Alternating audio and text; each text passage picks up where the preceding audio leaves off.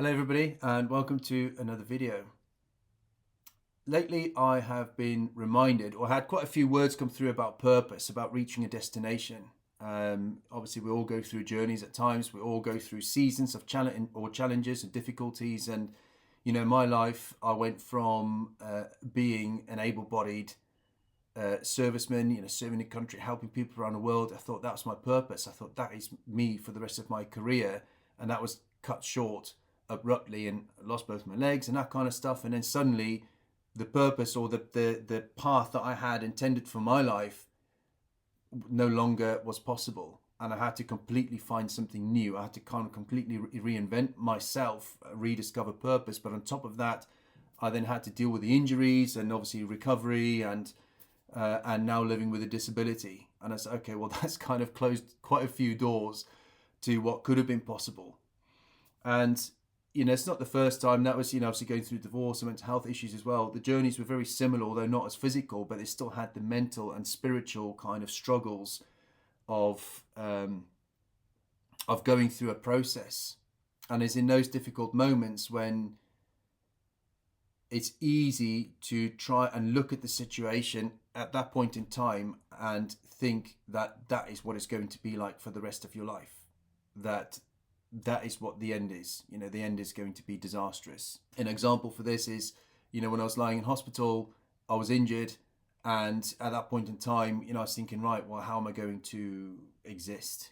How am I going to be a man? How am I going to be a husband? How am I going to be a father to any kids in the future? How am I going to earn a living? How am I going to, all of these sorts of things going through my mind. And if I based the rest of my life on what I felt like and what it looked like then, I wouldn't have got very far. So it's important to remember that when we are on a journey, the journey is not the end.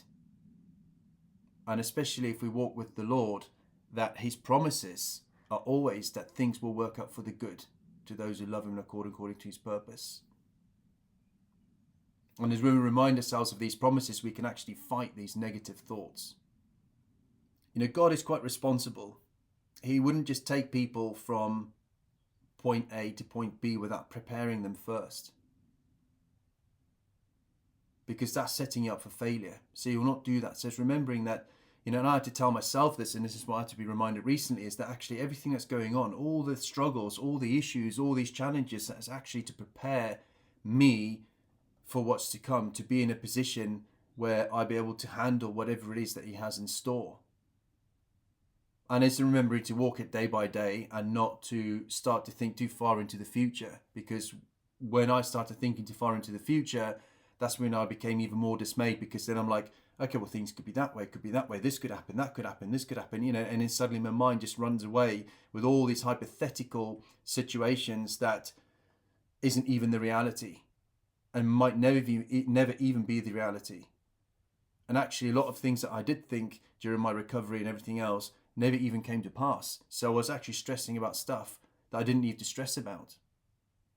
And the real battle actually comes in those moments where things have just gone wrong. You just want to rage, you want to explode, and then you want to take things into your own hands because you want to make a difference, make a change. Those moments is when we have to decide how we're going to respond, and that is what will make the difference. That is what's going to either cause a delay or us taking one positive step closer to the destination. If we look at Israel, for example, they did exactly that. Whenever they went through, they've just been released from slavery. They've been in there for 400 years. They've just witnessed a major miracle in being released from Egypt. They just witnessed, not just the plagues, but the sea being parted so they can get through there. They've seen all these great things, yet they got into the desert and they became dismayed. They became angry. They became frustrated. They turned on Moses. They turned on the very people that brought them out of Egypt. And because they were thirsty and then they were hungry and all these sorts of things, they already received the promise that they're going to reach a destination, that they're going to reach their own land that's flowing with milk and honey, a land that's got everything that they could ever want. And instead they focused on the moment there and then and how they felt right then, and they became dismayed. And instead of just turning to the Lord and just saying, okay, God, thank you for bringing us out of slavery.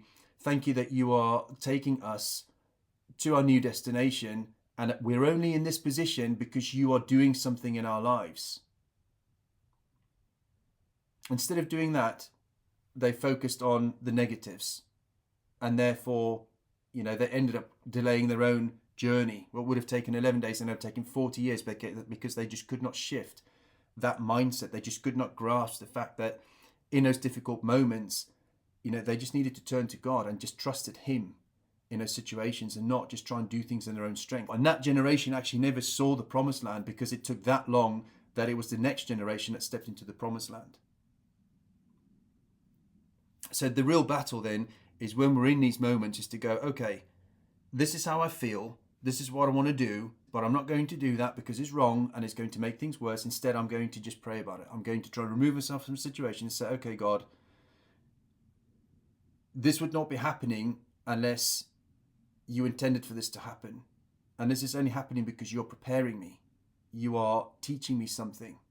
And each and every time I've done that, it helped me calm down. I was filled with peace. I was able to then calmly look at things objectively. And then I'll be able to go, oh, okay, well, let's go and get some further help. Or, let's speak to somebody about how I need to deal with this. In actual fact, quite often it would turn out that that was just like a moment where it didn't even play a part in it. And, all that would have done is I would have just reacted for no reason at all. The amount of times throughout my recovery where I unnecessarily got angry or frustrated when all I needed was just a bit of patience. Don't rely on feelings, because our feelings change all of the time. And our feelings are often based on insecurities that we have about ourselves or about situations or whatever that we're born with. So 9 times out of 10, the feelings that we have in a situation are incorrect anyway. It'll only make things worse. So go by faith. And this is why Scripture says, walk by faith, not by sight. So choose to trust God in those moments, and He will make the way. Every time in Scripture we see somebody going through a journey, a tough journey, whether it's Joseph, whether it's Moses, whether it's Israel, God always provided in that in-between bit. He always provided. And even though the situation may look bad for the people when they were in exile, or whether they were in the desert, or whether they were in captivity, or whether they were in prison, like Joseph, God always provided. David, for example, he knew he was going to be king, but it took 14 years for him to actually become king. And in the meantime, he was still tending sheep. He was still an errand boy for his brothers. He was still then at one point being hunted by Saul. And yet, throughout the whole time, he remained faithful to the promise that God had for him. But all of that was preparation for him to become wise, to become patient, to become a great tactical thinker, to become fit, because obviously he was having to run around everywhere and tending sheep. Everything that prepared him to when he stepped in to be king, not only was he humble enough, because he realized that he needed God throughout this whole preparation time, that he cannot really live his life without God, that he was in the right place as the right person to be able to fulfill that role. And the other promise to remember is that, God says that His word will never return void, that will always achieve that which He has spoken. During the days of Abraham, He prophesied that Israel will be in captivity and they will come out of captivity and get into the promised land. And then hundreds of years later, that happened. His word will always achieve what He has spoken. And He has spoken something over your life. All you need to do is just respond to Him and just keep choosing to walk with Him, and that will happen. And that's the sort of promise that we have to hold on to. And also remembering that He is sovereign. He is in total control of everything. We don't understand how He works because we are not God. He sits outside of time. He sits outside of material, outside of, He created everything. And as God of the universe, the very people, the very weapons that they're trying to use against you, the very situations that might arise, whatever, none of these things are above Him. All of these things are accounted for.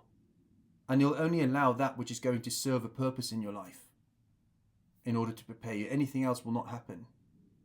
But that's only if you trust Him and walk with Him. If you try and do things in your own strength, He'll go, okay, I'm still here. I'm not going to leave you. I'm not going to forsake you. But you just do things in your way. When you're ready, call out to me and I'll help you. And He'll do that until you're ready to kind of ask Him for help again. And the other thing is if only statements. And I fall into a trap where I would go, oh, if only this or if only that or whatever. if only I didn't do this and this wouldn't have happened or whatever. It's like, no, we don't know the alternative that would have happened if the things didn't take place the way that they did. I don't know the alternative had I not been injured. I could have died a few weeks later, or I might have been exposed to something a lot worse that would have been a lot harder for me to deal with. I may never have had children. I might never, you just don't know. It's pointless even thinking about these things, because what that does is it just causes another distraction that leads down another rabbit hole that's just not going to get you anywhere. That's just going to basically take your eyes off the destination and take you further into the wilderness. And it's like, so don't even worry about what the ifs, buts, and maybes. Just focus on what it is, and just focus on taking it to the Lord in those moments. And I just want to finish on a verse that really actually speaks to me quite a lot, and it's something that just reminds me of his promise, and that's Jeremiah 29:11. For I know the plans I have for you, declares the Lord, plans for welfare and not for evil, to give you a future and a hope. Thanks for watching. Please give it a like if it was useful, leave a comment, share with someone who could do with this message, and subscribe to be kept up to date with more content.